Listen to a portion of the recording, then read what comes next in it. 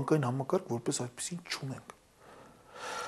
Ես շատ լավ բանկիրներ ունեմ ընկերներ, բանկերում աշխատում են շատ գրագետ մարդիկ, շատ լավ ֆինանսիստներ, բայց ես ուզում եմ որ նրանք ինձ ներողամտորեն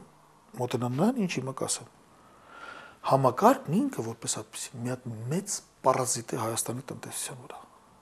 Թարախապալար։ Որովհետև այդ համակարգում վնաս լինել չի կարող։ Օրինակ, Մաշտոցի Պողոտայի ագենստվայի դիմաց 4 հատ բարձրակ շենք է սարքվում։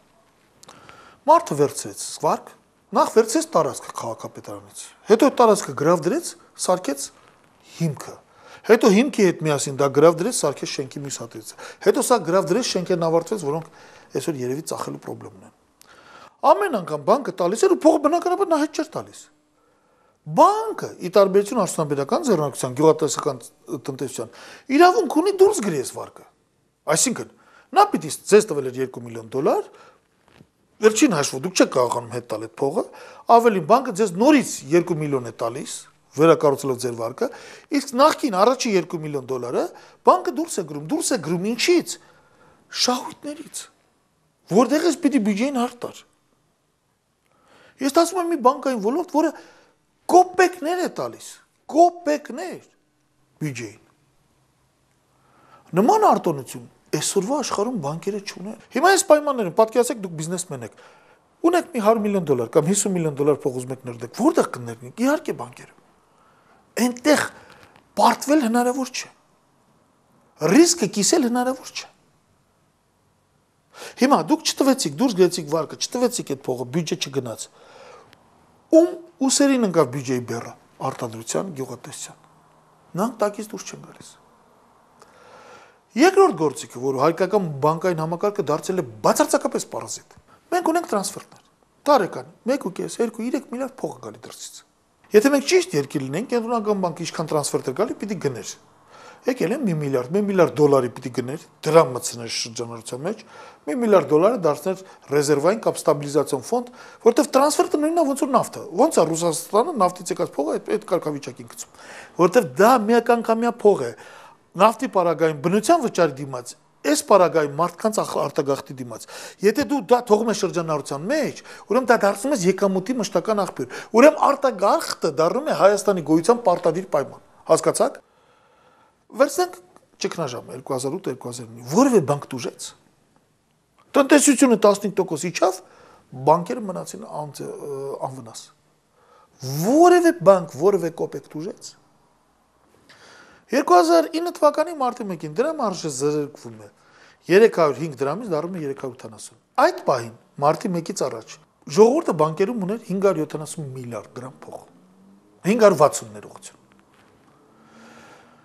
560 միլիարդից 374-ը դրամով էր։ Ուրեմն այդ 374 միլիարդը մինչև արժե զրկումը անում էր 1 միլիարդ 200 միլիոն դոլար փող։ Երբ որ կուրսը դարձավ 380, իջավ 1 միլիարդից պակաս 950 միլիոն։ Մի օրում 250 միլիոն դոլարով պակասեց։ Դուք երբևիցե լսել եք, որ բանկը որոշել է փոխհատուցել ավանդատուին։ Բերեմ Ուկրաինան։ 98 նոյեմբերին դոլարը 5 գրիվնայով $1 էր առնում, հիմա 8 գրիվնայով։ Երկրի ղեկավարությունն ասաց, որ բանկերը պետք է մասամբ փոխհատուցեն այդ կորուստները, որտեղ ով որ գրիվնայով ավանդ ուներ, պակասեց այդ ավանդը։ Դրան հակառակ, օրինակ, 4-րդ, 5-րդ, թե արդեն 6-րդ օրինակն է բանկերի պարազիտիզմի։ Դուք կարող եք այսօր գնալ խանութ եւ ապրանքն առնել դոլարով։ Կարելի է։ Չի կարելի։ Բայց դուք կարող եք գնալ բանկ դոլարային վարկ վերցնել։ Ինչու՞։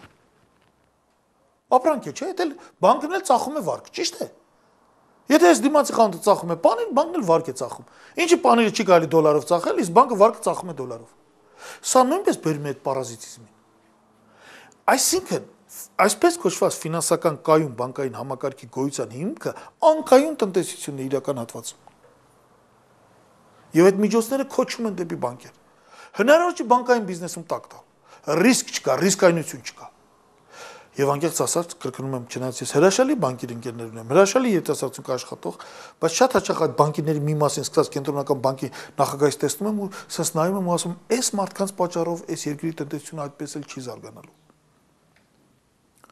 Կամ Կենտրոնական բանկում աշխատող ցանկացած աշխատող իրավունք ունի, չգիտեմ, համարյա թե անտոկոս վարկեր վերցնելու նման բաներ ձեռք բերելու։ Այլ ոլորտների աշխատողներ իրավունք չունեն, նրանք մարդ չեն։ Կենտրոնական բանկի նախագահի աշխատավարձը 4-10 անգամ գերազանցում է, 10 չէ 8 անգամ գերազանցում է հանրապետության նախագահի աշխատավարձից։ Երբ է սրա վերջը տրվելու։ Երբ որ վաղը մենք կվերցնենք իշխանությունը, այս փոփոխություն կանենք եւ բանկային համակարգը պարզապես կհավասարեցնենք տնտեսության մյուս համակարգերին։ Կհավասարեցնենք, չենք խեղճացնի։ Օրինակ, նույն բանկային համակարգը իրավունք չունենա առանց ազգային ժողովի վարկ դուրս գրելու, որովհետեւ դուրս գրած վարկը չվճարված հարկ է։ Այսօր, եթե դուք փոքրիկ խանութ ունեք ու հանկարծ ստացվել է վնաս, ուզում եք հարկային արտոնություն ստանալ, ազգային ժողովը օրենք ընդունում։ Ինչի նույնը չէ բանկի պարագայում։ Այս վիճակը պետք է փոխվի։